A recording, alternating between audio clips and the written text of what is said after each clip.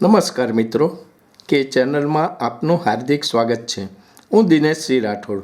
આજે આપણે જોઈશું કેન્દ્રીય ગૃહમંત્રી અમિતભાઈ શાહે મેમનગરમાં મકર સંક્રાંતિ પર્વની ઉજવણી કરી।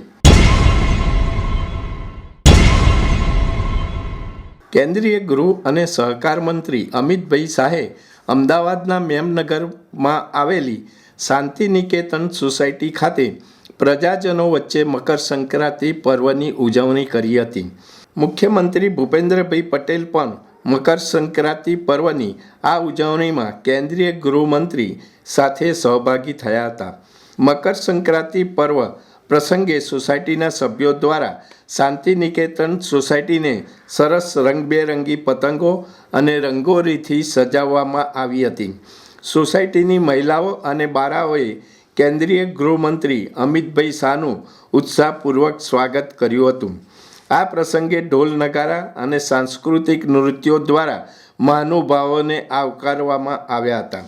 કેન્દ્રીય ગૃહમંત્રી અમિતભાઈ શાહ અને મુખ્યમંત્રી ભૂપેન્દ્રભાઈ પટેલે સોસાયટીના સભ્યો અને સ્થાનિકોનું અભિવાદન ઝીલ્યું હતું। આ સાથે જ કેન્દ્રીય ગૃહમંત્રી અમિતભાઈ શાહે ધાબા પરથી પતંગ ચગાવવાનો આનંદ માણ્યો હતો। કેન્દ્રીય મંત્રી અને મુખ્યમંત્રીએ સૌને મકર સંક્રાંતિ પર્વની શુભકામનાઓ પાઠવી હતી।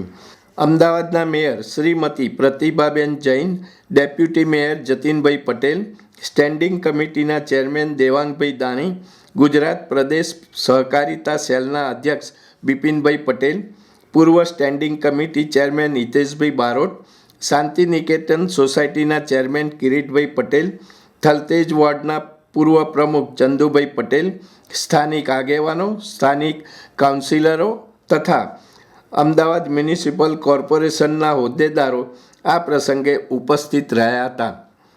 દર્શક મિત્રો, અત્યારે આટલું જ। આવા વધુ સમાચારો માટે જોતા રહો કે ચેનલ। નમસ્કાર।